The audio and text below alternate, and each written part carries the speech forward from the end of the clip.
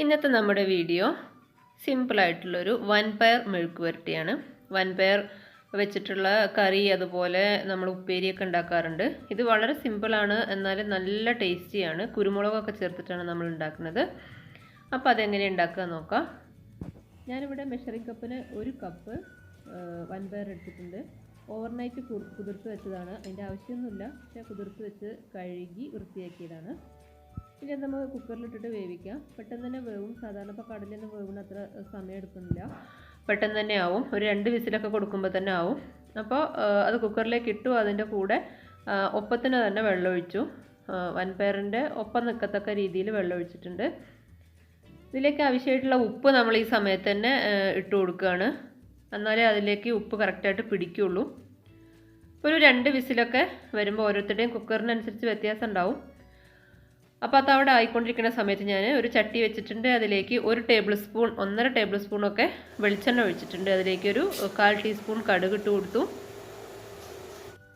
കടുക് ഒന്ന് പൊട്ടി വരുന്ന സമയത്ത് നമ്മൾ ഒരു 5 വെളുത്തുള്ളി അല്ലി ചതച്ചിട്ട് ഇട്ട് കൊടുക്കുകയാണ്. അരിഞ്ഞതല്ല, ഒന്ന് കുത്തിയത് ആണ്, ഒന്ന് ചതച്ചിട്ട് ആണ് ഇട്ട് കൊടുക്കുന്നത്.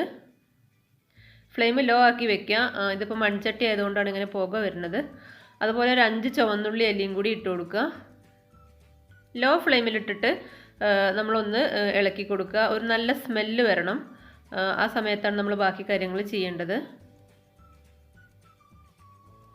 ഉള്ളിയൊക്കെ മൂത്തിട്ടുള്ളൊരു നല്ല സ്മെല്ല് വന്നു. ഉള്ളിയുടെ കളറും മാറിയിട്ടുണ്ട്. ആ സമയത്ത് നമ്മൾ കറിവേപ്പില ഇട്ട് കൊടുത്തു.